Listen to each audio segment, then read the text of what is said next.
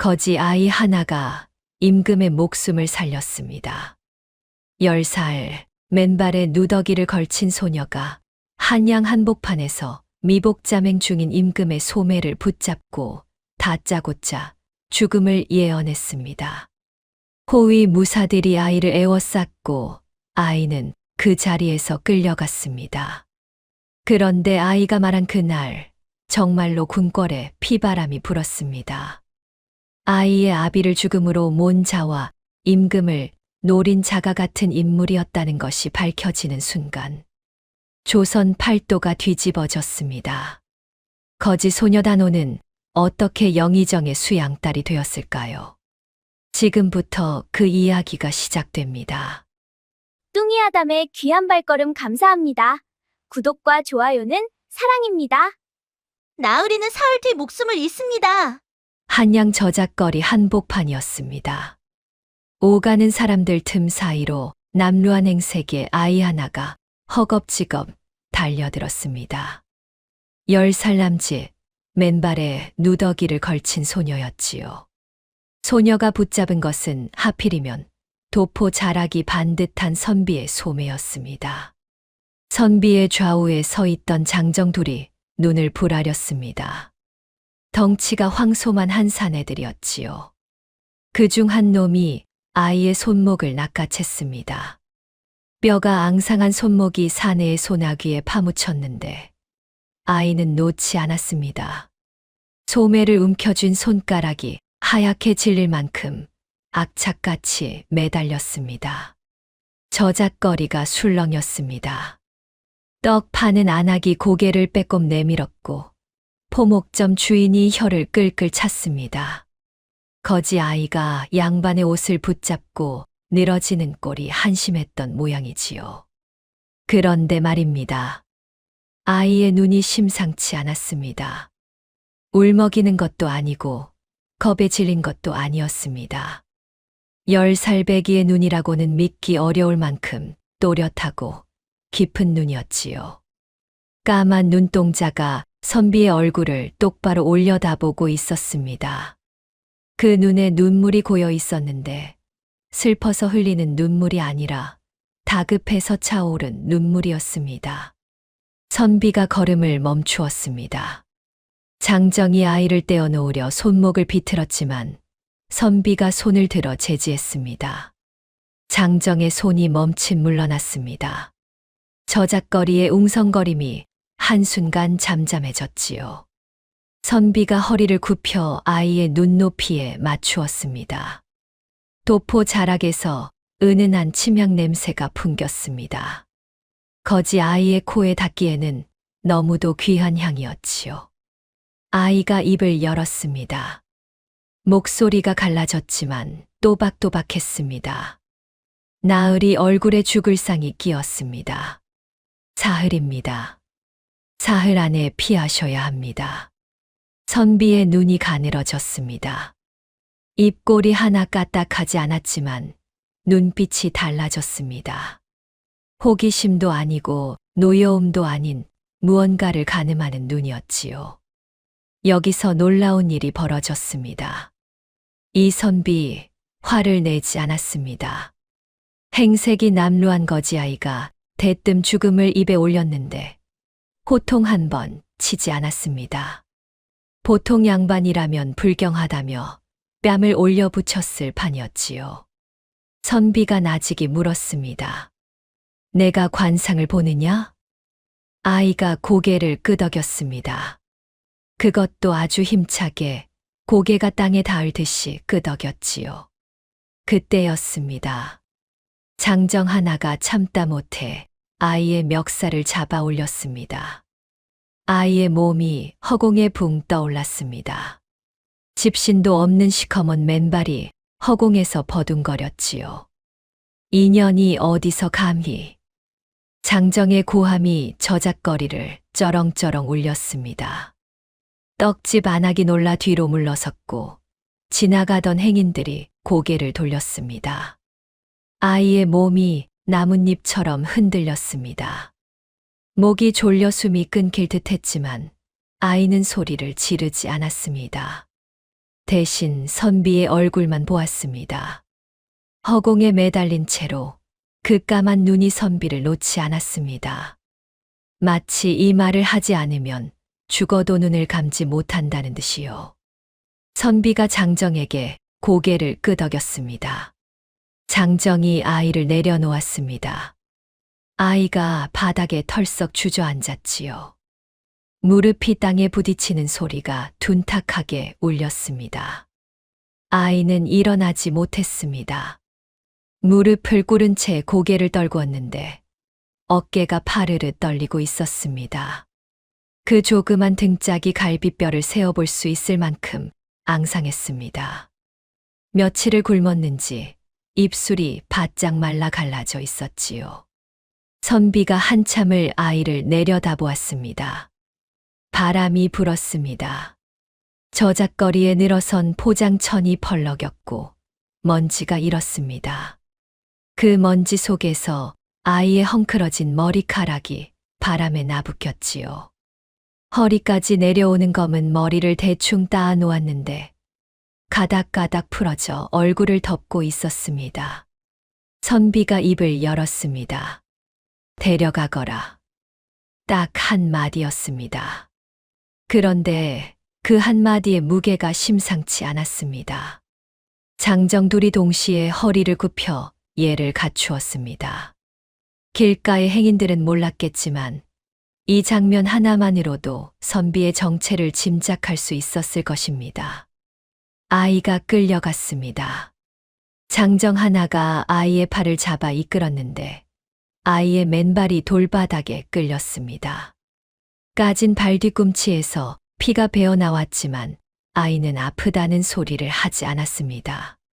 고개를 돌려 선비를 한 번 더 보았습니다. 그 눈이 말하고 있었지요. 제발 믿어달라고, 거짓이 아니라고. 선비가 그 눈을 받았습니다. 눈을 피하지 않았습니다.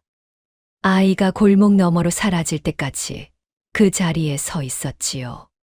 저작거리는 다시 시끄러워졌습니다. 떡 파는 안악이 다시 소리를 높였고 포목점 주인이 손님을 불렀습니다. 아무 일도 없었다는 듯이요. 하지만 이 선비의 얼굴에는 그늘이 드리워졌습니다. 입술을 굳게 다문 채 저작거리를 벗어났는데 걸음이 아까보다 빨라졌습니다. 장정 하나가 종종 걸음으로 뒤를 쫓았지요. 이 선비가 누구냐고요? 조선의 임금이었습니다. 미복자맹, 그러니까 왕의 옷을 벗고 백성들 사이를 걸어 다니던 중이었지요. 좌우의 장정들은 호위 무사였습니다. 임금의 목숨을 지키는 자들이었습니다. 그런데 그 임금의 목숨이 사흘밖에 남지 않았다고 거지아이가 소리를 질렀으니 어찌 되었겠습니까? 끌려간 아이는 의금부 앞마당에 무릎을 꿇고 앉혀졌습니다. 차가운 돌바닥이었지요. 해가 뉘엿뉘엿 넘어가고 있었는데 그늘진 마당에는 벌써 서늘한 기운이 감돌았습니다. 아이의 몸이 사시나무 떨듯 떨렸습니다. 이가 딱딱 부딪히는 소리가 났습니다. 추워서가 아니었습니다. 무서웠던 것이지요. 그래도 아이는 울지 않았습니다. 입술을 꾹 깨물고 고개를 숙이고 있었는데 흙투성이 얼굴 위로 눈물 자국만 두 줄기 선명했습니다. 울지 않으려고 참는데 눈물이 저절로 흘렀던 모양입니다. 이 아이가 단호였습니다. 아비도 없고 어미도 없는 하늘 아래 홀로 남은 아이였지요. 그런데 말입니다. 이 아이에게는 보통 사람에게 없는 것이 하나 있었습니다. 사람의 얼굴만 보면 그 사람의 앞날이 보이는 눈이었습니다. 누가 가르쳐 준 것이 아니었습니다. 태어날 때부터 그랬습니다. 아이의 눈에는 사람의 얼굴 위로 그림자가 보였지요. 건강한 사람에게는 맑은 기운이, 병든 사람에게는 탁한 기운이, 그리고 죽을 사람에게는 시커먼 그림자가 얼굴을 뒤덮었습니다. 오늘 저작거리에서 본 그 선비의 얼굴에는 지금까지 본 어떤 사람보다 짙고 시커먼 그림자가 드리워져 있었습니다. 코끝부터 이마까지 얼굴 전체를 먹물로 칠한 것 같았지요. 단호는 그 얼굴을 보는 순간 다리가 풀렸습니다. 저 사람이 죽는다. 곧 죽는다. 사흘을 넘기지 못한다. 단호의 온몸이 바들바들 떨렸지만 발이 저절로 움직였습니다. 가만히 있으면 안 될 것 같았습니다. 왜 그랬는지 단호도 몰랐습니다. 그냥 저 사람을 그냥 보내면 안 된다는 것만 알았습니다. 그래서 소매를 붙잡았습니다. 거지 아이가 양반의 소매를 붙잡는 것이 얼마나 무모한 짓인지 10살배기도 알고 있었습니다. 맞아 죽을 수도 있었습니다. 그래도 잡았습니다. 지금 이 아이가 일금 부차가운 돌바닥 위에서 벌벌 떨고 있었습니다. 해가 완전히 졌습니다. 마당에 어둠이 내려앉았고 어디선가 까마귀 한 마리가 울었습니다. 끼익 하는 문 여는 소리가 났습니다. 누군가 들어오고 있었습니다. 단호가 고개를 들었습니다.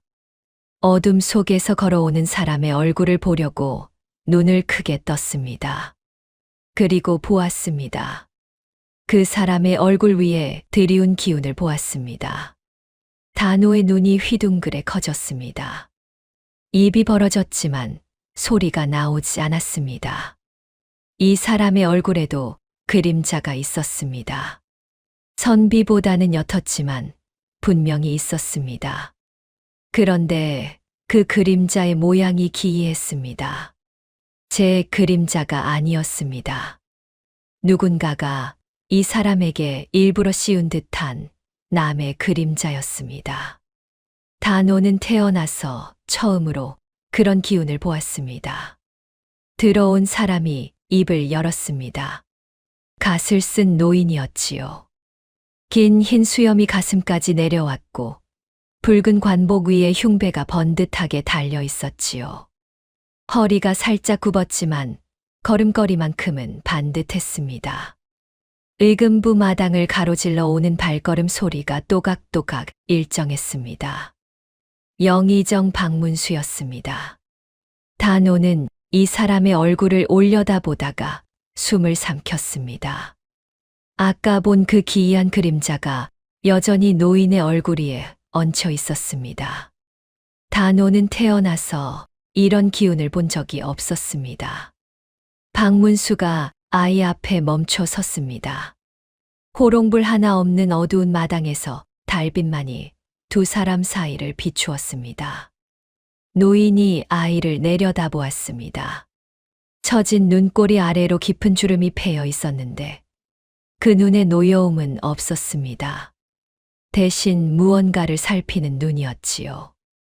마치 길가에 쓰러진 새끼 참새를 발견한 사람처럼 조심스럽고도 안쓰러운 눈이었습니다. 박문수가 입을 열었습니다. 내가 전하의 관상을 보았다는 아이냐?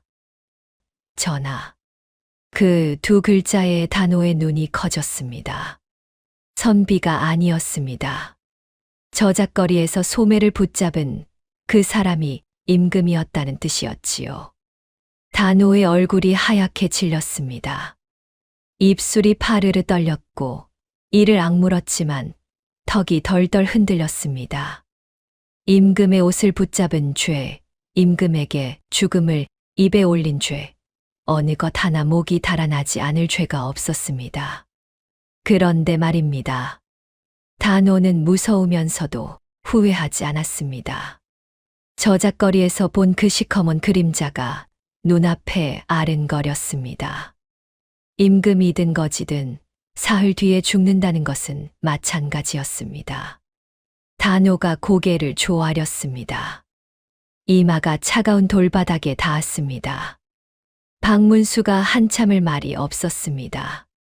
바람이 마당을 쓸고 지나갔고 어디선가 풀벌레 소리가 들렸습니다.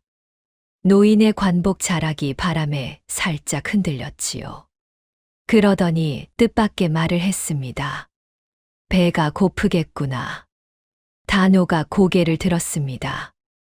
영문을 몰라 멍하니 올려다보았지요. 국문을 받을 줄 알았는데 밥 이야기가 나올 줄은 몰랐을 것입니다. 박문수가 뒤를 돌아보며 나직이 말했습니다. 잠시 뒤 관졸 하나가 주먹밥 2덩이와 물 한 사발을 들고 왔습니다. 단호의 코끝에 밥 냄새가 닿았습니다. 그 순간 배에서 꼬르륵 소리가 났습니다. 얼마나 컸는지 마당 건너편까지 울렸을 것입니다. 단호의 귀가 빨개졌지요. 창피한 것인지 서러운 것인지 눈시울이 붉어졌습니다. 박문수가 고개를 끄덕였습니다. 먹어도 좋다는 뜻이었지요. 단호는 주먹밥을 집어들었습니다. 손이 떨려서 밥알이 우수수 떨어졌습니다. 한 입 베어 물었는데 이가 밥에 닿는 순간 눈물이 주르륵 흘렀습니다. 참으려 했지만 안 되었습니다. 밥을 씹으면서 울었습니다. 소리 없이 어깨만 들썩이면서 울었지요. 사흘을 굶은 아이였습니다. 박문수는 아이가 울면서 밥을 먹는 것을 가만히 지켜보았습니다. 눈을 돌리지 않았습니다. 노인의 처진 눈꼬리가 더 깊이 내려앉았지요. 입술을 꾹 다물고 있었는데 그 입술이 한 번 떨렸습니다. 아이가 밥을 다 먹었습니다. 물을 벌컥벌컥 들이켰고 사발을 내려놓을 때 손등으로 눈물을 훔쳤습니다. 박문수가 다시 입을 열었습니다. 아비가 관상쟁이였다지? 단호의 몸이 굳었습니다. 밥을 먹느라 잠시 풀어졌던 어깨가 다시 돌처럼 딱딱해졌지요. 아비. 그 한마디가 아이의 가슴에 못을 박았습니다. 단호의 아비 이름은 학주였습니다. 한양에서 이름난 관상쟁이였지요. 학주는 사람의 얼굴만 보면 그 사람의 평생을 읽어냈습니다. 누가 벼슬에 오를 것인지, 누가 부자가 될 것인지, 누가 병에 걸릴 것인지. 백발백중이었습니다. 한양 사대문 안에 학주의 관상을 모르는 사람이 없었지요. 양반들이 줄을 섰습니다. 관상 한 번 봐 달라고 비단 보따리를 안고 찾아왔습니다. 학주는 거절하지 않았습니다. 가난한 관상쟁이에게 비단 보따리는 거절할 수 있는 것이 아니었지요. 그런데 학주에게는 철칙이 하나 있었습니다. 좋은 것은 말하되 나쁜 것은 말하지 않는다. 죽을 상이 보여도 입 밖에 내지 않았습니다. 차마 말할 수 없었던 것이지요. 사람의 죽음을 입에 올리는 것이 얼마나 무거운 일인지 학주는 뼈저리게 알고 있었습니다. 단호는 아비의 그 철칙을 어렸을 적부터 귀에 못이 박히도록 들었습니다. 아비가 단호의 머리를 쓰다듬으며 말하곤 했지요. 사람의 앞날을 함부로 입에 올리면 그 말이 화살이 되어 제 가슴에 꽂힌다고. 학주의 손은 크고 거칠었지만 따뜻했습니다. 단호의 헝클어진 머리카락을 한 올 한 올 빗어주던 손이었지요.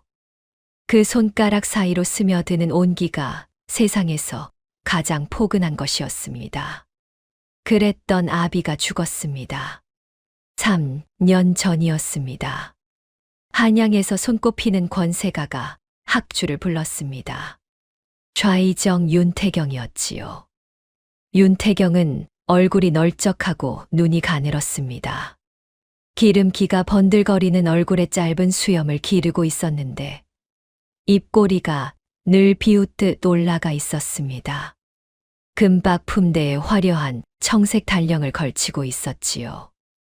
옷 하나만 봐도 이 사람이 얼마나 사치를 부리는지 알 수 있었습니다. 윤태경이 학주를 앞에 앉혀놓고 물었습니다. 내 관상에 정승의 기운이 있느냐고. 학주는 윤태경의 얼굴을 보았습니다. 그리고 보았습니다. 학주의 눈에 비친 윤태경의 관상은 정승의 상이 아니었습니다. 탐욕에 찌든 상이었지요. 눈이 가늘고 입이 큰 것은 재물을 탐하는 상이었고, 광대뼈가 도드라진 것은 권력에 미친 상이었습니다. 그런데 더 무서운 것이 보였습니다. 윤태경의 이마 한복판에 시커먼 줄이 하나 그어져 있었습니다. 학주는 그 줄의 의미를 알았습니다. 영모의 상이었습니다. 학주의 등에 식은땀이 흘렀습니다. 손끝이 차가워졌고 목구멍이 바짝 말랐습니다. 말해야 하느냐 말아야 하느냐. 좋은 것은 말하되 나쁜 것은 말하지 않는다는 철칙이 머릿속을 맴돌았습니다. 학주가 입을 열었습니다. 떨리는 목소리로 정승의 기운이 있다고 말했습니다.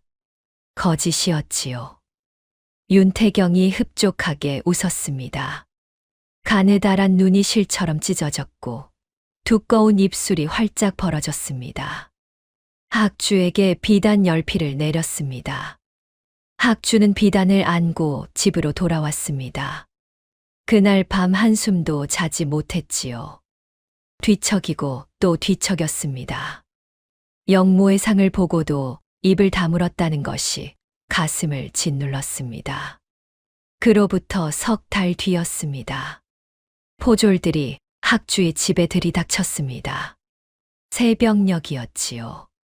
달기채 울기도 전에 대문이 쾅 하고 부서졌습니다. 학주가 끌려 나왔습니다. 죄목은 허위 관상이었습니다.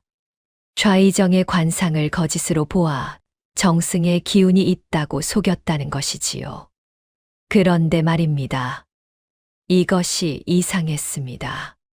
정승의 기운이 있다고 좋은 말을 해주었는데 왜 그것이 죄가 되었겠습니까?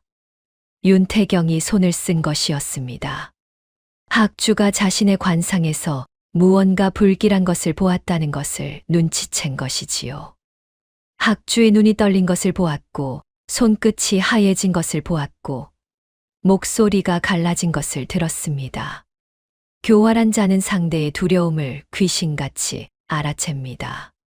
윤태경은 학주를 살려두면 안 된다고 판단했습니다. 혹시라도 학주가 입을 열어 영모의 상을 발설하면 모든 것이 끝이었으니까요. 그래서 죄를 뒤집어 씌웠습니다. 허위 관상이라는 황당한 죄목으로 학주를 을금부에 가두었고 국문이 시작되었습니다. 학주는 억울하다고 호소했습니다.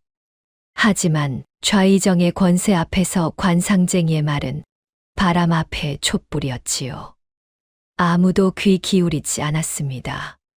국문은 사흘 만에 끝났습니다. 학주는 참수되었습니다. 그날 단호는 7살이었습니다.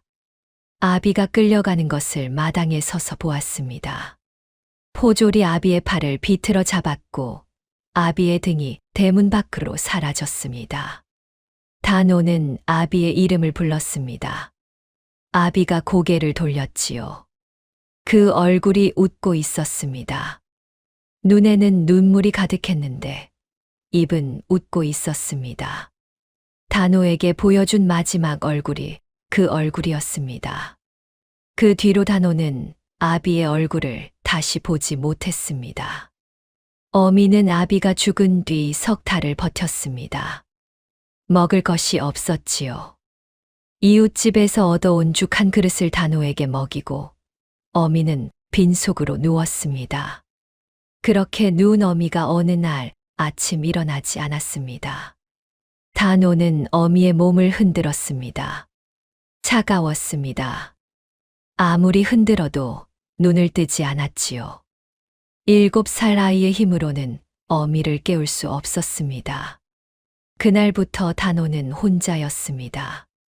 한양 저작거리의 거지 아이가 되었지요. 여름에는 다리 밑에서 잤고 겨울에는 기와집 담 밑에 쪼그려 앉아 밤을 보냈습니다. 남이 버린 음식 찌꺼기를 주워 먹었고 그마저 없는 날에는 물로 배를 채웠습니다. 그래도 단호는 죽지 않았습니다. 악착같이 살았습니다. 3년을 그렇게 버텼습니다. 7살 아이가 10살이 되었지요. 뼈만 남은 몸이었지만 눈만은 죽지 않았습니다. 아비에게서 물려받은 그 크고 맑은 눈이 여전히 또렷했습니다. 그리고 그 눈에 보이는 것도 사라지지 않았습니다. 오히려 더 선명해졌지요. 사람의 얼굴 위에 들이우는 기운이 예전보다 또렷하게 보였습니다. 단호는 그것이 두려웠습니다. 아비가 이 눈 때문에 죽었다는 것을 알았으니까요. 그래서 숨겼습니다. 보여도 모른 척, 알아도 입을 다물었습니다. 아비의 철칙을 지켰습니다. 좋은 것도 말하지 않았고, 나쁜 것은 더더욱 말하지 않았습니다. 3년 동안 단 한 번도 입을 열지 않았습니다. 그런데 오늘 저작거리에서 그 선비를 보았습니다. 아니, 임금을 보았습니다. 얼굴 전체를 뒤덮은 시커먼 그림자를 보았습니다. 지금까지 본 어떤 죽음의 기운보다 짙고 무거웠습니다. 단호의 다리가 저절로 움직였습니다. 3년 동안 꾹꾹 눌러 닫아두었던 입이 저절로 열렸습니다. 왜 그랬는지 단호도 몰랐습니다. 아비가 그랬던 것처럼 보고도 모른 척하면 될 일이었습니다. 그런데 안 되었습니다. 저 사람을 그냥 보낼 수가 없었습니다. 가슴 한복판이 뜨거워지면서 아비의 마지막 얼굴이 떠올랐습니다. 눈에는 눈물이 가득했는데 입은 웃고 있던 그 얼굴이요. 아비는 보고도 말하지 않아서 죽었습니다. 영모의 상을 보고도 입을 다물었기에 오히려 그 입 다문 것이 화가 되어 죽었습니다. 단호는 아비처럼 되고 싶지 않았습니다. 보았으면 말해야 했습니다. 그것이 아비가 남긴 진짜 가르침이라는 것을 10살 배기가 뒤늦게 깨달은 것이지요. 지금 단호는 일금부 돌바닥 위에 무릎을 꿇고 앉아 영의정 박문수를 올려다보고 있었습니다. 박문수가 물었습니다. 내 아비 이름이 학주가 맞느냐? 단호가 고개를 끄덕였습니다. 박문수의 눈이 흔들렸습니다. 아주 잠깐이었지만 단호는 그것을 보았습니다. 노인의 처진 눈꼬리 밑으로 무언가가 스쳤습니다. 안쓰러움도 아니고 놀라움도 아닌 오래 묵은 회한 같은 것이었지요. 박문수는 학주를 알고 있었습니다. 학주가 죽었을 때 석연치 않다고 느꼈지만 당시에는 좌의정 윤태경의 권세가 하늘을 찔렀습니다. 영의정이라 한들 건드릴 수 없는 세력이었지요. 박문수는 그때 아무것도 하지 못한 것을 가슴에 묻어두고 있었습니다. 그 학주의 딸이 지금 자기 앞에 무릎을 꿇고 있었습니다. 맨발에 누더기를 걸치고 밥 한 끼에 울음을 터뜨리는 아이가 학주의 딸이었습니다. 박문수가 한참을 아이를 내려다보았습니다. 달빛이 노인의 흰 수염 위로 흘러내렸지요. 깊은 주름 사이로 그림자가 졌다, 풀렸다를 반복했습니다. 그러더니 노인이 천천히 허리를 굽혔습니다. 관복 자락이 돌바닥에 끌렸지만 개의치 않았습니다. 아이의 눈높이까지 내려왔지요. 아까 저작거리에서 임금이 그랬던 것처럼 이번에는 영의정이 아이의 눈높이에 맞추었습니다. 박문수가 나직이 말했습니다. 무섭지 않으냐? 단호가 고개를 저었습니다. 거짓말이었지요. 무서웠습니다. 온몸이 떨리고 있었으니까요. 하지만 단호의 그 까만 눈은 박문수의 얼굴에서 떠나지 않았습니다. 이 노인의 얼굴 위에 드리운 기이한 그림자가 신경 쓰였습니다. 제 것이 아닌 남의 그림자. 누군가가 이 사람을 해치려 하고 있다는 뜻이었습니다. 단호는 입을 열어야 할지 말아야 할지 몰랐습니다. 오늘 하루에 이미 한 번 입을 열어 이 꼴이 났는데 또 입을 열면 어찌 될지 두려웠지요. 박문수가 일어섰습니다. 관복에 먼지를 털지도 않고 뒤를 돌아섰습니다. 걸어가는 등이 달빛에 길게 그림자를 드리웠지요. 그 등을 보는데 단호의 입이 저절로 열렸습니다. 대감마님. 박문수가 멈추었습니다. 고개를 돌리지는 않았지만 발이 멈추었습니다. 대감마님 얼굴에도 그림자가 있습니다. 그런데 대감마님 것이 아닙니다. 누가 씌운 것입니다. 밤바람이 마당을 훑고 지나갔습니다. 풀벌레 소리마저 멈춘 것 같았지요. 박문수가 천천히 고개를 돌렸습니다. 노인의 눈이 달빛 아래에서 번뜩였습니다. 그 눈빛이 아까와 달랐습니다. 안쓰러움도 회한도 아니었습니다. 서늘한 각성이었지요. 무언가를 확인한 사람의 눈이었습니다. 박문수는 아무 말 없이 다시 걸어갔습니다. 문이 닫혔습니다. 끼익 하는 소리와 함께 마당에 다시 어둠이 내려앉았지요. 단호는 혼자 남았습니다. 차가운 돌바닥 위에서 달만 올려다보고 있었습니다. 내일이면 사흘 중 하루가 지나갑니다. 임금에게 남은 시간은 이틀이었습니다. 이튿날 새벽, 안개가 자욱했지요. 의금부 마당에 뿌연 물안개가 깔려서 앞이 한치도 보이지 않았습니다. 단호는 돌바닥 위에서 웅크린 채 밤을 보냈습니다. 등이 꼬부라진 채로 잠이 들었는데 새벽 찬바람에 이가 딱딱 부딪혀 깨어났지요. 누더기 저고리가 이슬에 젖어 축축했습니다. 뼈마디마다 쑤시고 아팠지만 아프다고 말할 사람이 없었습니다. 그때 발소리가 들렸습니다. 하나가 아니었습니다. 여럿이었지요. 또각또각, 또각또각. 안개 속에서 걸어오는 발소리가 일정하고 빨랐습니다. 관졸 둘이 단호를 일으켜 세웠습니다. 아이의 팔을 양쪽에서 잡았는데 어디로 가는지 말해주는 사람은 없었습니다. 단호의 맨발이 축축한 돌바닥을 끌렸습니다. 끌려간 곳은 궁궐이었습니다. 단호는 태어나서 궁궐이라는 곳에 처음 와 보았습니다. 대문이 얼마나 컸는지 고개를 한껏 젖혀야 끝이 보였지요. 기와 지붕이 구름에 닿을 듯 높았고 마당은 온통 반듯한 돌로 깔려 있었습니다. 거지 아이의 시커먼 맨발이 그 반듯한 돌 위에 찍혔습니다.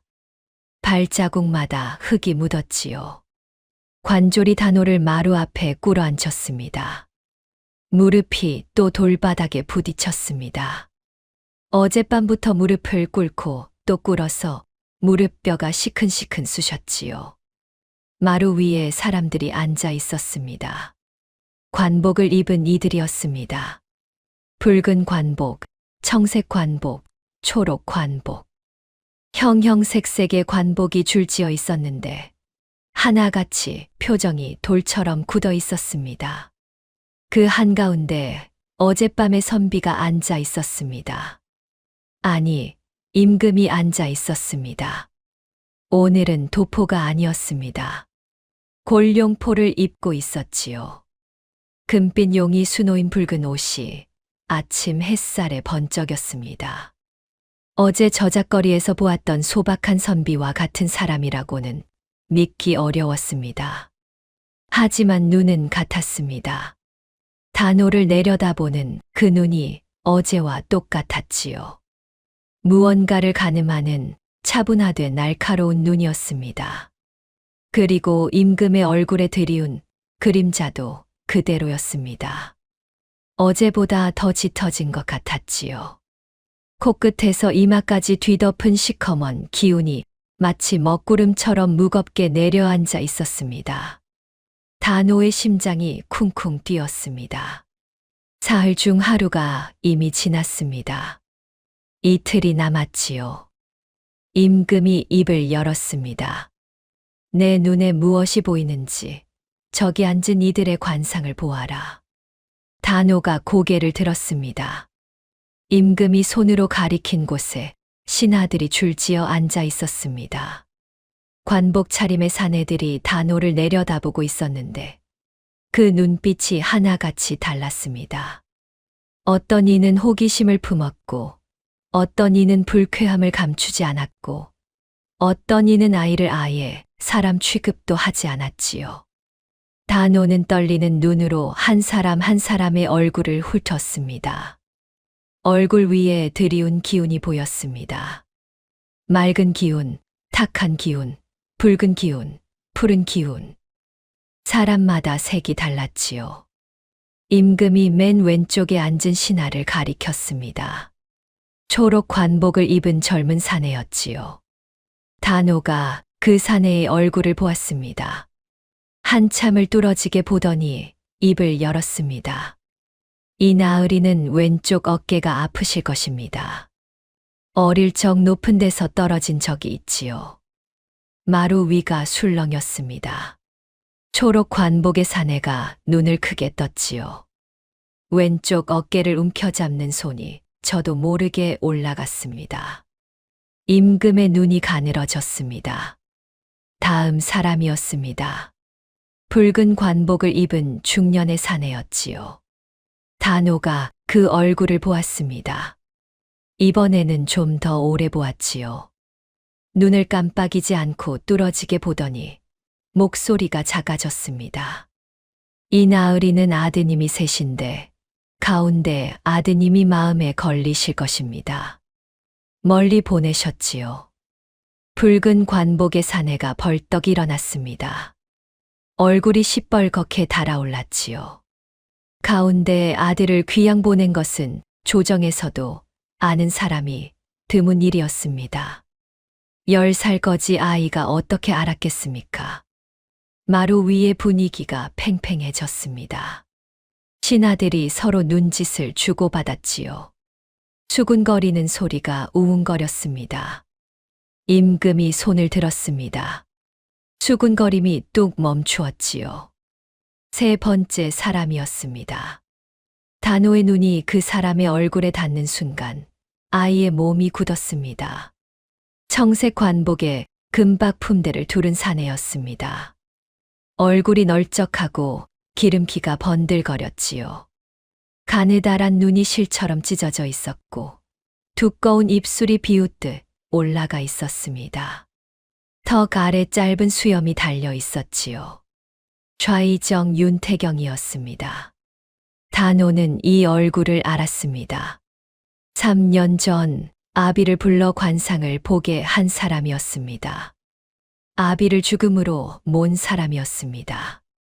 단호의 손이 떨렸습니다. 무릎 위에 놓인 손가락이 하얗게 질렸지요. 심장이 목구멍까지 뛰어올랐습니다. 그런데 더 무서운 것이 있었습니다. 윤태경의 얼굴 위에 드리운 기운이었습니다.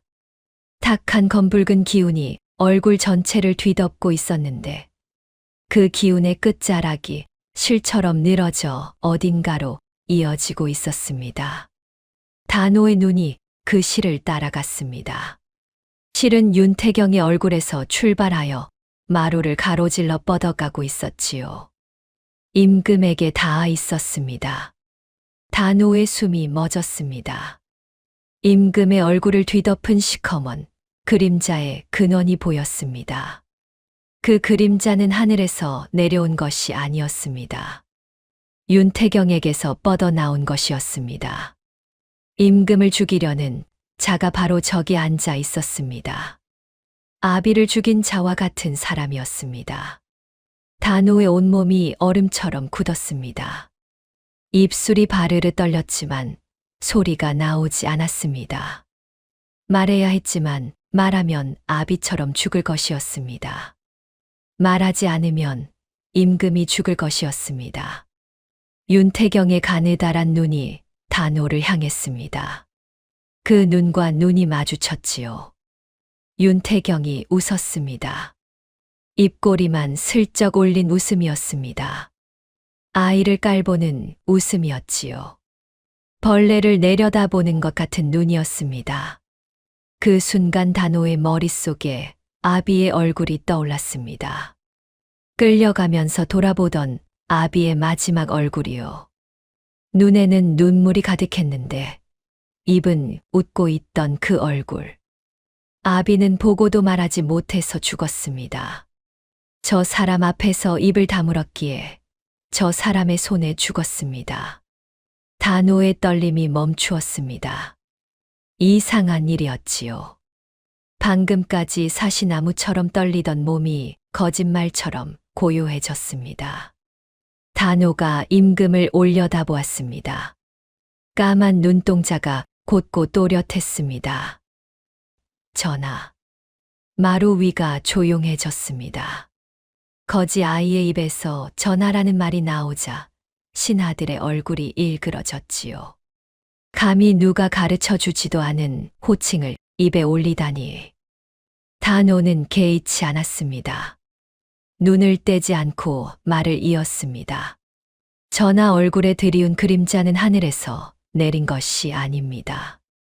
이 자리에 있는 누군가에게서 뻗어나온 것입니다. 마루가 뒤집어졌습니다. 신하들이 벌떡벌떡 일어났고 고함이 터져 나왔습니다. 이 미친 년이 당장 끌어내라. 고함 소리가 귀를 찢었습니다. 관졸 둘이 달려들어 단호의 팔을 잡았지요. 아이의 몸이 들려 올려지려는 찰나였습니다. 임금이 손을 들었습니다. 딱 한 번 들었을 뿐인데 마루 위의 소란이 칼로 자른 듯 멈추었습니다. 과연 이 아이의 말이 사실일까요? 그리고 윤태경은 어떤 반응을 보였을까요? 지금부터 그 이야기가 이어집니다. 이야기 시작 전 구독과 좋아요를 눌러주시면 저에게 큰 힘이 됩니다. 그리고 지금 기분이 어떠신지 댓글로 남겨주세요.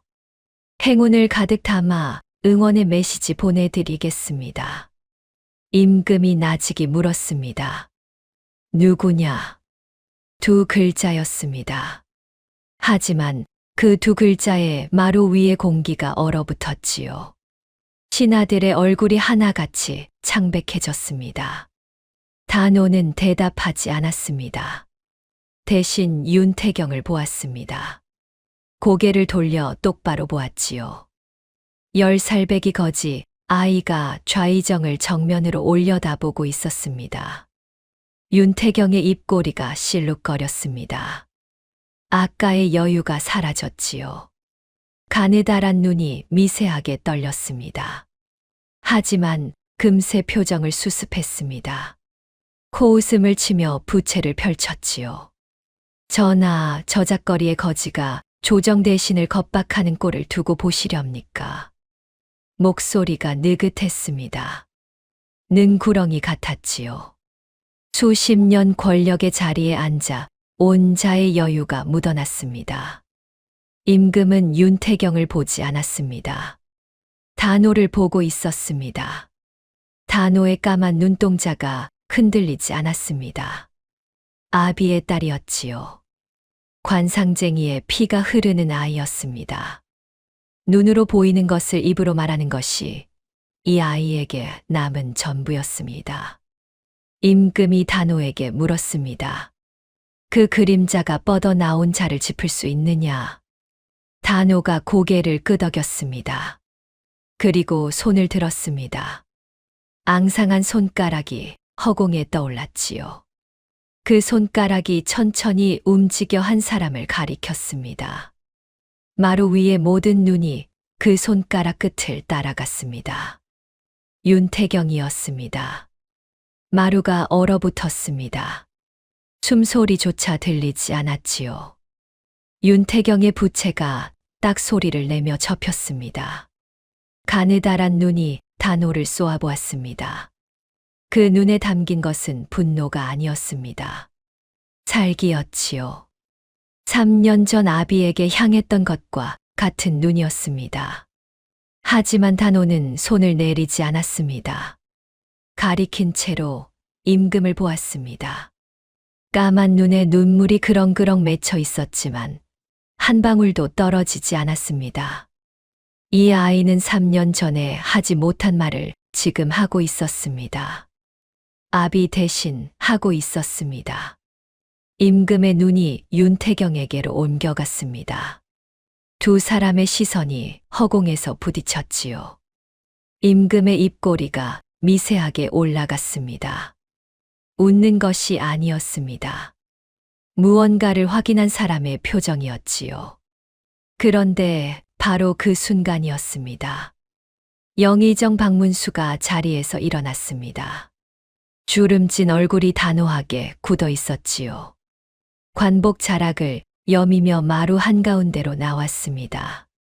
전하, 이 아이를 신에게 맡겨 주십시오. 임금이 박문수를 보았습니다.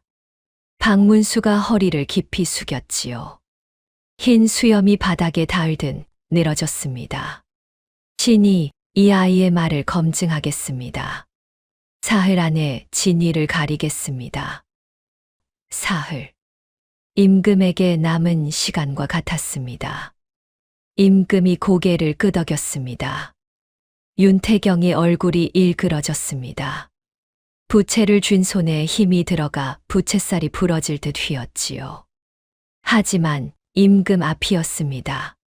내색할 수 없었습니다. 박문수가 단호에게로 걸어왔습니다. 노인의 손이 아이의 어깨에 닿았지요. 크고 마른 손이었지만 그 손에서 전해지는 것은 차가움이 아니었습니다. 단호가 올려다보았습니다. 박문수의 얼굴 위에 드리워졌던 기이한 그림자, 남의 그림자가 아직도 거기 있었습니다. 하지만 그 아래로 노인의 맑은 기운이 여전히 흐르고 있었지요. 이 사람은 해치려는 자가 아니었습니다. 이 사람도 누군가에게 해를 당하려 하고 있었습니다. 단호는 그제야 알았습니다. 임금과 박문수 두 사람의 그림자가 같은 곳에서 뻗어나오고 있었다는 것을요. 박문수가 단호를 데리고 마루를 내려왔습니다. 궁궐 마당을 가로질러 걸었지요. 관졸들이 뒤따랐습니다. 마루 위에서 윤태경이 두 사람의 등을 지켜보고 있었습니다. 가느다란 눈이 가늘게, 더 가늘게 좁혀졌지요. 입꼬리가 올라갔습니다. 웃음이 아니었습니다. 해가 중천에 떠 있었습니다. 임금에게 남은 시간은 이제 하루였습니다. 박문수는 단호를 자신의 관저로 데려갔습니다.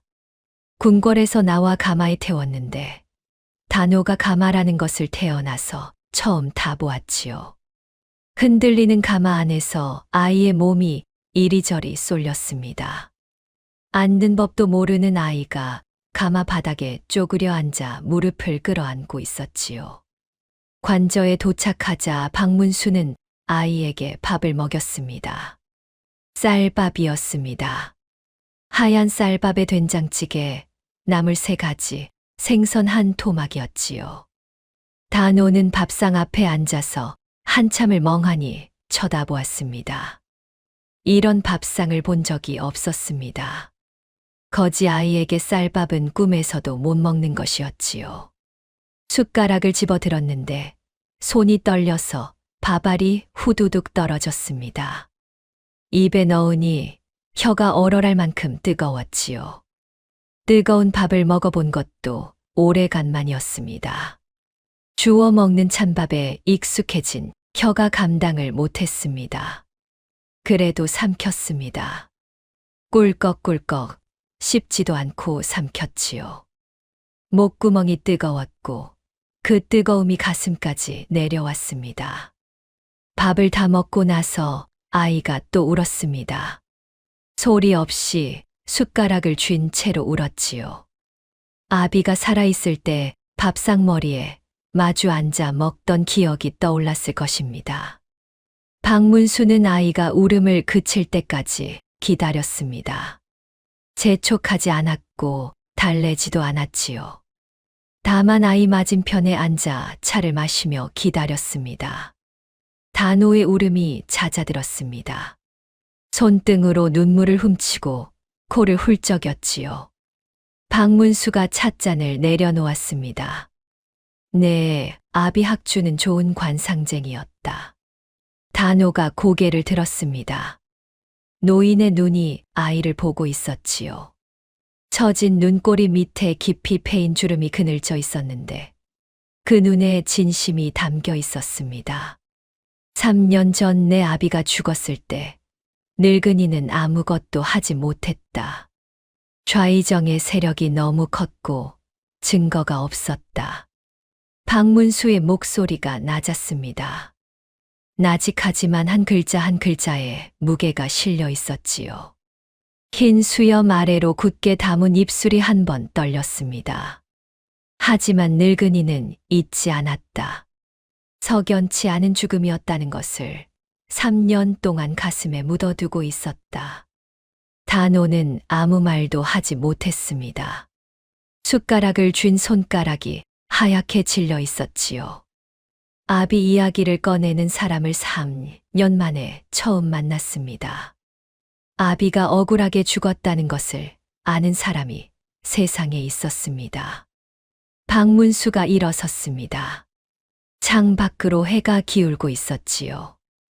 오후의 볕이 관저 마당에 비스듬히 내리쬐고 있었습니다. 나뭇잎 그림자가 마루 위에서 살랑살랑 흔들렸지요.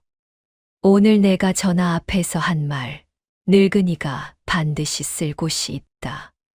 그러니 오늘 밤은 편히 쉬어라.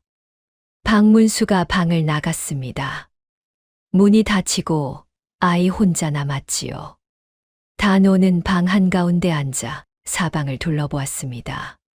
방바닥이 따뜻했습니다. 온돌이었지요. 거지 아이에게 온돌방은 딴 세상이었습니다. 등을 바닥에 대니 뼈마디마다 온기가 스며들었지요. 몸이 스르르 풀렸습니다.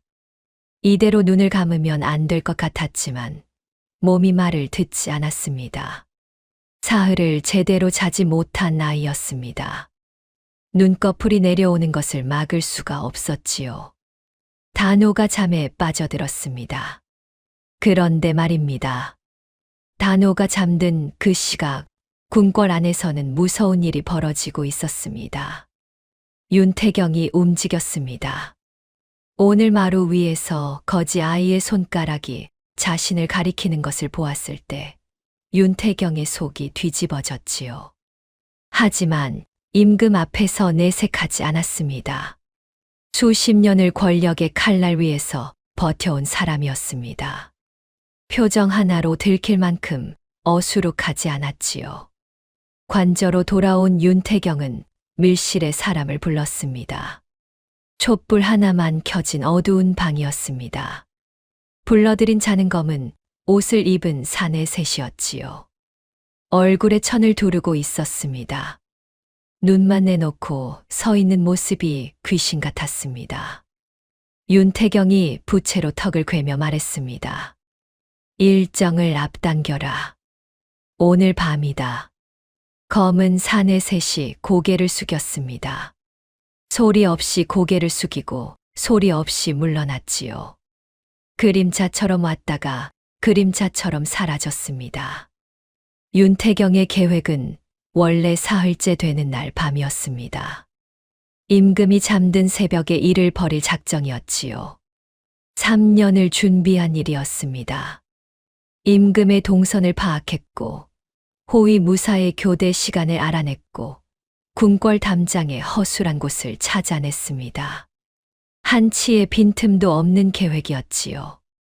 그런데 거지 아이 하나가 그 계획에 금이 가게 만들었습니다. 임금이 의심을 품었습니다. 박문수가 움직이기 시작했습니다. 사흘을 기다릴 여유가 없어졌지요.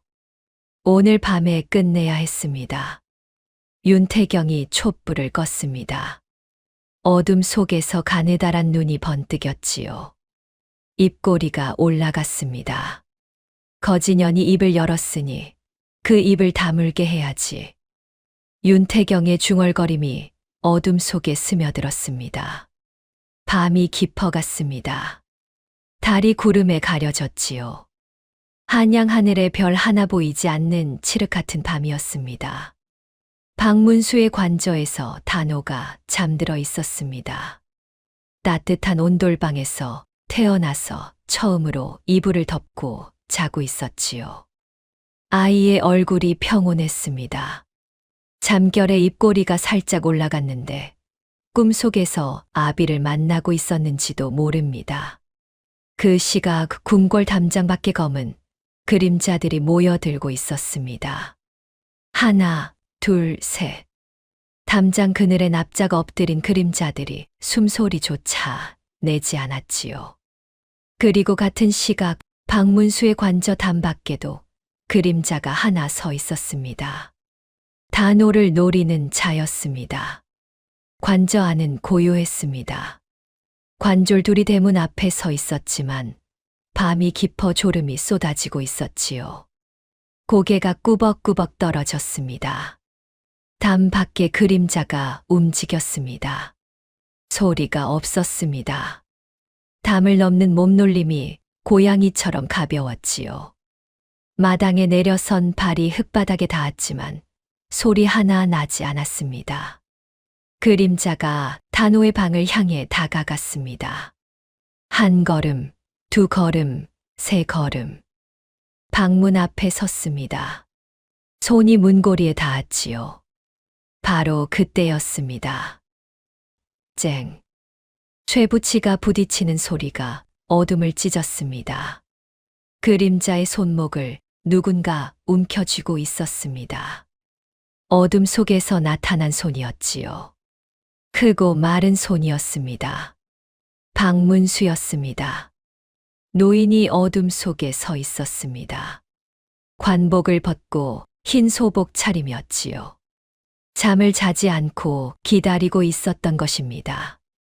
박문수의 처진 눈꼬리가 달빛 없는 어둠 속에서도 또렷이 보였습니다. 노인의 눈에 담긴 것은 분노도 놀라움도 아니었습니다. 예상했다는 듯한 차갑고 단단한 눈이었지요. 늙은이가 기다리고 있었다. 그림자가 손목을 비틀어 빠져나가려 했습니다. 하지만 박문수의 소나기가 풀리지 않았지요.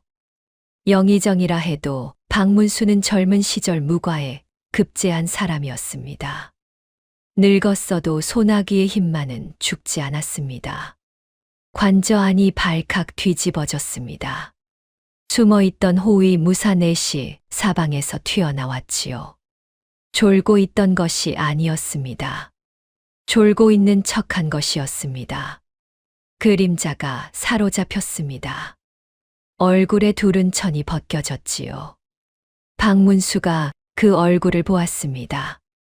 윤태경의 수하였습니다. 예상대로였지요. 박문수가 고개를 돌렸습니다. 방문 너머에서 인기척이 났지요. 단호가 깨어나 있었습니다. 소란에 놀라 일어난 아이가 문틈으로 밖을 내다보고 있었습니다. 까만 눈이 어둠 속에서 번뜩였지요. 이불 자락을 끌어안은 채 벌벌 떨고 있었지만 눈은 피하지 않았습니다. 단호의 눈에 사로잡힌 사내의 얼굴이 보였습니다. 그 얼굴 위에 드리운 기운이 보였지요. 윤태경의 얼굴에서 보았던 것과 같은 검붉은 기운이었습니다. 실처럼 이어진 기운의 끝이 같은 곳을 가리키고 있었지요. 단호가 나직이 말했습니다. 대감마님, 이 사람만이 아닙니다. 궁궐에도 갔습니다. 박문수의 눈이 커졌습니다. 노인의 얼굴에서 핏기가 빠졌지요. 궁궐. 임금이 계신 곳이었습니다. 박문수가 고위 무사에게 소리쳤습니다. 말을 끌어오라 했지요. 관저 마당에 말발굽 소리가 울렸습니다. 박문수가 단호를 돌아보았습니다.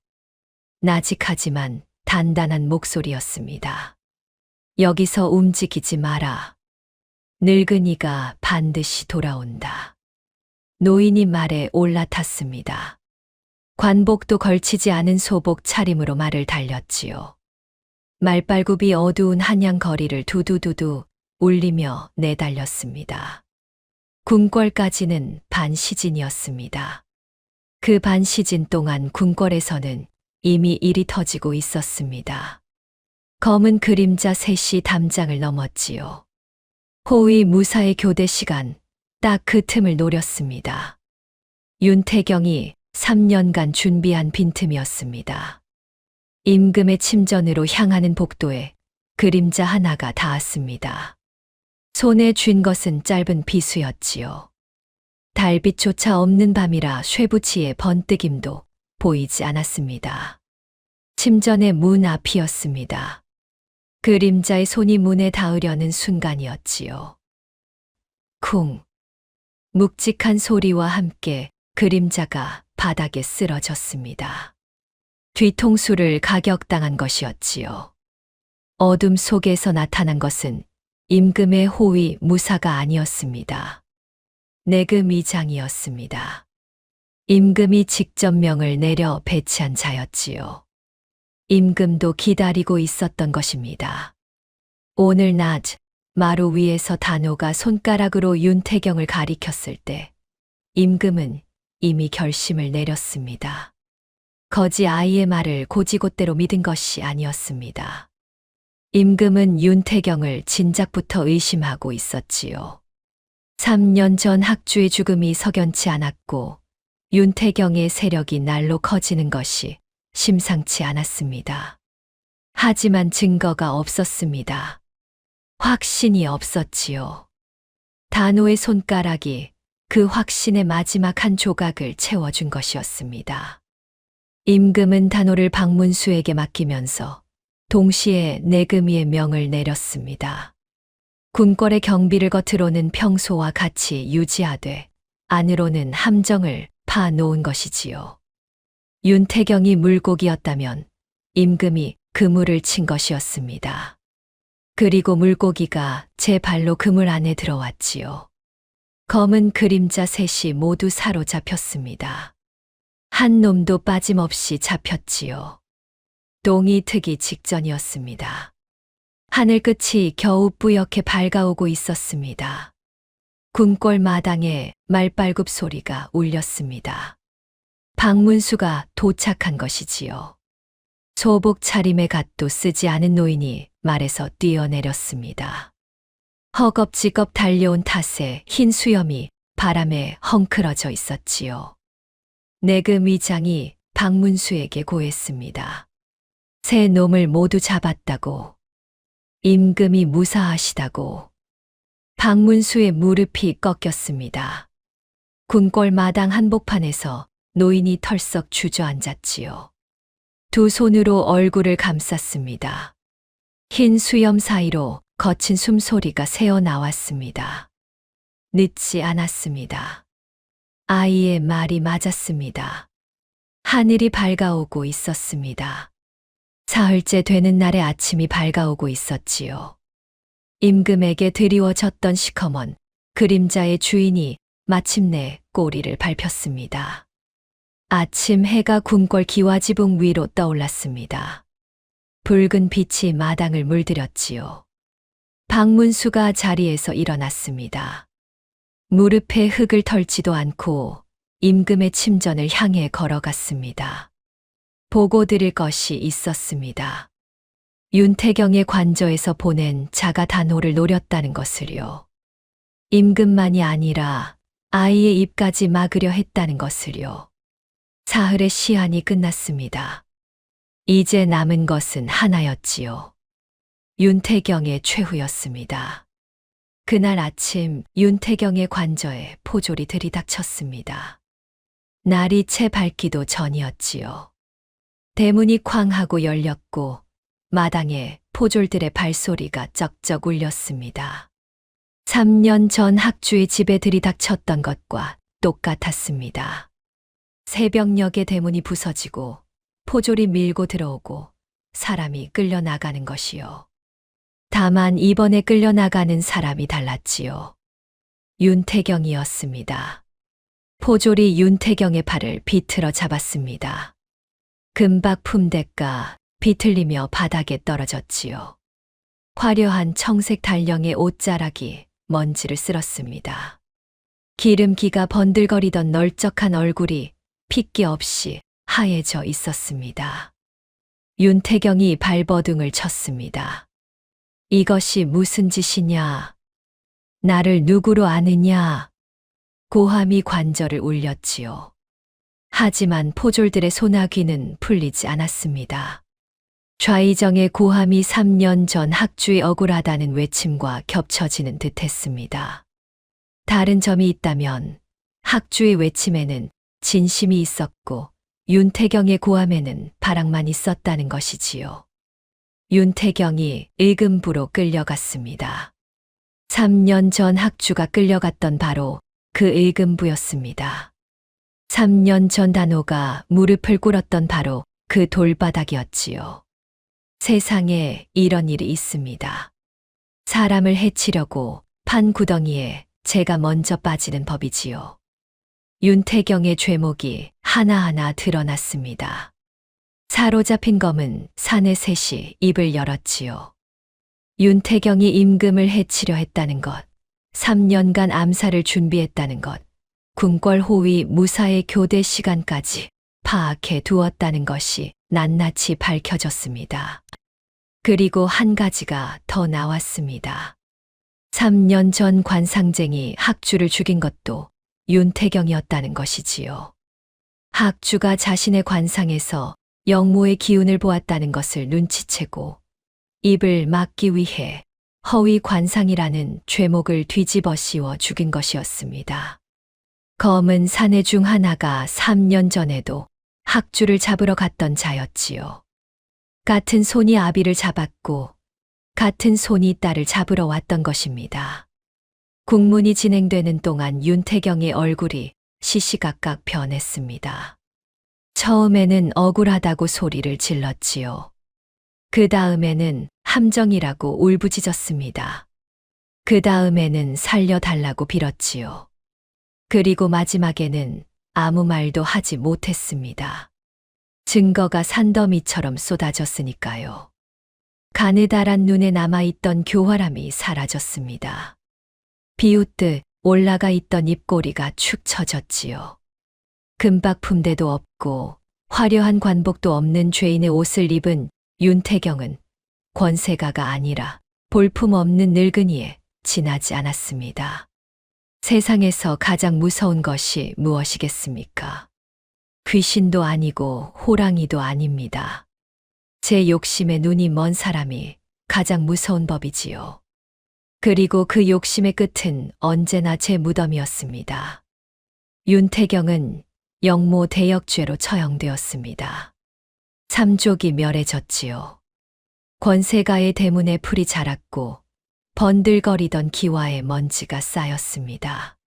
한양에서 윤태경의 이름을 입에 올리는 사람이 없어졌지요.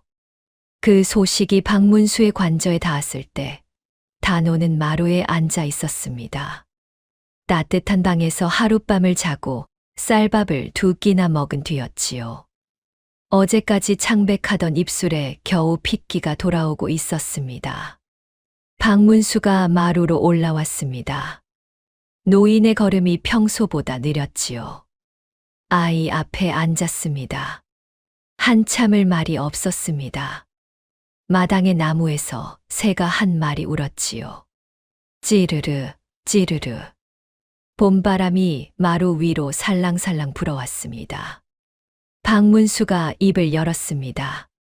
내 아비의 억울함이 풀렸다. 단호의 눈이 커졌습니다.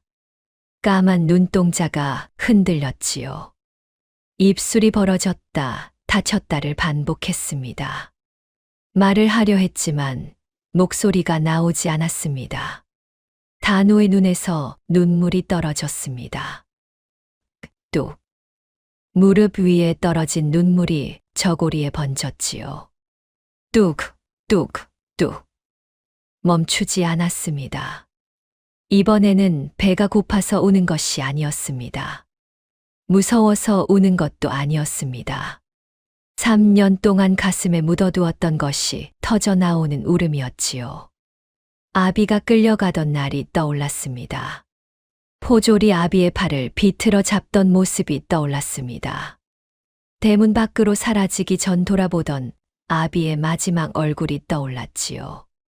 눈에는 눈물이 가득했는데 입은 웃고 있던 그 얼굴이요. 아비가 왜 웃었는지 이제 알 것 같았습니다. 마지막으로 딸에게 보여줄 얼굴이 우는 얼굴이면 안 된다고 생각했을 것입니다. 딸이 평생 기억할 아비의 마지막 모습이 울상이면 안 된다고. 그래서 억지로 웃었을 것이지요. 단호가 엉엉 울었습니다. 소리를 죽이려 했지만 안 되었습니다. 10살 배기의 목구멍에서 터져 나오는 울음은 관저 마당까지 울렸지요. 박문수는 가만히 앉아 있었습니다. 아이가 실컷 울도록 내버려 두었지요. 노인의 처진 눈꼬리 밑으로 물기가 한 줄 번졌지만 손으로 닦지 않았습니다. 아이의 울음이 잦아드는데 한참이 걸렸습니다. 새소리가 멈추고 바람이 잠잠해지고 해가 마루 끝까지 기어 올라왔을 때에야 단호가 고개를 들었지요. 눈이 퉁퉁 부어 있었습니다. 코끝이 빨갛게 익어 있었지요. 그런데 그 얼굴이 사흘 전 저작거리에서 보았던 얼굴과 달랐습니다. 무엇이 달랐느냐면 눈 안에 맺혀 있던 어둠이 걷혀 있었습니다. 박문수가 품에서 무언가를 꺼냈습니다. 작은 보자기에 쌓인 물건이었지요. 보자기를 풀자 안에서 나온 것은 낡은 나무 빗이었습니다. 이가 몇 개 빠진 오래되고 다른 참빗이었지요. 단호의 눈이 멈추었습니다. 숨이 턱 막혔지요. 이 빗을 알았습니다. 아비의 빗이었습니다. 학주가 매일 저녁 단호의 헝클어진 머리카락을 빗겨주던 빗이었지요. 한 올 한 올 정성스럽게 빗겨주면서 오늘 하루도 수고했다고, 우리 단호 내일은 더 좋은 날이 올 거라고 말해주던 아비의 손에 들려있던 빗이었습니다. 3년 전 내 아비의 유품을 수습할 때 늙은이가 이것만은 따로 거두어 두었다. 박문수의 목소리가 떨렸습니다. 노인의 흰 수염이 미세하게 흔들렸지요. 단호가 빗을 받았습니다. 두 손으로 받았습니다. 앙상한 손가락이 낡은 나무를 감쌌지요. 빗에서 아비의 손때 냄새가 났습니다. 3년이 지났는데도 남아 있었습니다. 단호가 빗을 가슴에 안았습니다. 고개를 숙이고 이마를 빗에 대고 눈을 감았지요. 입술이 달싹거렸습니다. 소리가 나지 않았지만 이 모양을 읽을 수 있었습니다. 아버지. 마당에 바람이 한 줄기 불었습니다. 따뜻한 바람이었지요. 봄바람이 아이의 헝클어진 머리카락을 살랑살랑 쓸어 넘겼습니다. 마치 누군가의 손이 아이의 머리를 쓰다듬는 것 같았지요. 해가 높이 떠올랐습니다. 그날 오후 임금이 박문수를 불렀습니다. 임금의 얼굴이 달라져 있었지요. 사흘 전 저작거리에서 보았을 때 드리워져 있던 시커먼 그림자가 사라졌습니다. 맑은 기운이 이마 위로 흐르고 있었지요. 임금이 물었습니다. 그 아이, 이제 과인의 얼굴에서 무엇이 보이느냐? 박문수가 단호를 데리고 왔습니다. 단호는 깨끗한 옷으로 갈아입고 있었지요. 아직 머리는 헝클어져 있었고 맨발이었지만 눈이 달랐습니다. 3년간 움츠러들어 있던 눈이 또렷하게 빛나고 있었습니다. 단호가 임금의 얼굴을 올려다보았습니다. 한참을 보았지요. 그리고 고개를 저었습니다. 그림자가 없었습니다. 시커먼 기운이 걷혀 있었지요. 대신 맑고 높은 기운이 임금의 얼굴 위에 서려 있었습니다. 임금의 입꼬리가 올라갔습니다. 이번에는 진짜 웃음이었지요. 이 아이가 아니었으면 과인은 사흘을 넘기지 못했을 것이다. 마루 위의 신하들이 고개를 숙였습니다. 거지 아이 하나가 임금의 목숨을 살렸다는 것을 아무도 부정할 수 없었지요. 임금이 박문수를 보았습니다. 경히 이 아이를 거두어라. 박문수가 고개를 들었습니다. 노인의 눈이 흔들렸지요. 신에게 맡겨 주시겠습니까? 임금이 고개를 끄덕였습니다. 경의 딸로 삼아 키워라. 이 아이의 눈은 하늘이 내린 것이다. 그 눈이 세상을 바르게 보도록 경이 가르쳐라. 박문수가 허리를 깊이 숙였습니다. 흰 수염이 바닥에 닿았지요. 노인의 어깨가 한 번 떨렸습니다. 3년 전 학주가 죽었을 때 아무것도 해주지 못했던 빚이 있었습니다. 그 빚을 이제야 갚을 수 있게 된 것이지요. 단호가 박문수를 올려다보았습니다. 노인의 얼굴 위에 드리워져 있던 기이한 그림자, 남의 그림자가 사라져 있었습니다. 윤태경이 씌운 그림자였지요. 윤태경이 사라지자 그 그림자도 함께 거친 것이었습니다. 노인의 얼굴에 남은 것은 맑은 기운뿐이었습니다. 그리고 그 기운 속에 따뜻한 빛이 흐르고 있었지요. 단호는 그 빛의 이름을 알았습니다. 아비에게서 보았던 것과 같은 빛이었습니다. 박문수가 단호에게 손을 내밀었습니다. 크고 마른 손이었지요. 학주의 손과 닮은 듯 달랐지만 그 손에서 전해지는 온기만은 같았습니다. 단호가 그 손을 잡았습니다. 앙상한 손가락이 노인의 손바닥 안에 쏙 들어갔지요.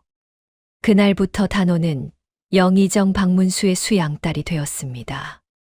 맨발에 누더기를 걸치고 저작거리를 떠돌던 거지 아이가 영의정의 딸이 된 것이지요.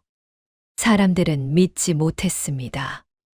입이 떡 벌어진 채로 수군거렸지요. 하지만 단호는 달라지지 않았습니다. 깨끗한 옷을 입고 비녀를 꽂고 따뜻한 방에서 잠을 자게 되었지만 눈만은 예전 그대로였습니다. 사람의 얼굴을 보면 그 사람의 앞날이 보이는 눈이었지요. 다만 하나 달라진 것이 있었습니다. 예전에는 죽음의 그림자만 보였습니다. 시커먼 기운, 탁한 기운, 검붉은 기운. 무서운 것만 보였지요. 그런데 임금의 얼굴에서 그림자가 거친 뒤로 단호의 눈에 새로운 것이 보이기 시작했습니다. 사람의 얼굴 위에 흐르는 맑은 기운, 따뜻한 기운, 환한 빛이 보이기 시작한 것이지요. 죽음만 보이던 눈이 삶을 보는 눈으로 바뀌고 있었습니다. 단호는 매일 저녁 아비의 나무빗으로 머리를 빗었습니다. 이가 몇 개 빠진 낡은 참빗이었지만 단호에게는 천금보다 귀한 물건이었지요. 빗살이 머리카락을 지날 때마다 아비의 목소리가 들리는 것 같았습니다. 오늘 하루도 수고했다. 우리 단호, 내일은 더 좋은 날이 올 거다. 사람들은 그 뒤로도 오래도록 이야기했습니다. 거지 아이의 한마디가 임금의 목숨을 살렸다고. 10살배기의 눈 하나가 역적의 칼보다 강했다고. 그리고 또 이렇게도 이야기했지요.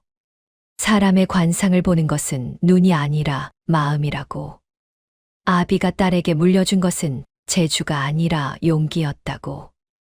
그 용기 하나가 나라를 살렸다고. 보고도 입을 다물면 그 침묵이 독이 되어 제 목을 조른다더라. 남을 구덩이에 빠뜨리려 한 자는 결국 제 발로 그 구덩이에 걸려 넘어지더라.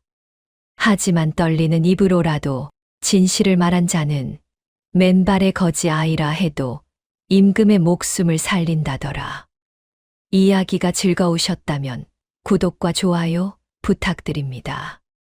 다음에는 더 재미있는 이야기로 찾아뵙겠습니다. 감사합니다. 재밌게 보셨다면 복채는 구독과 좋아요로 감사히 받겠습니다.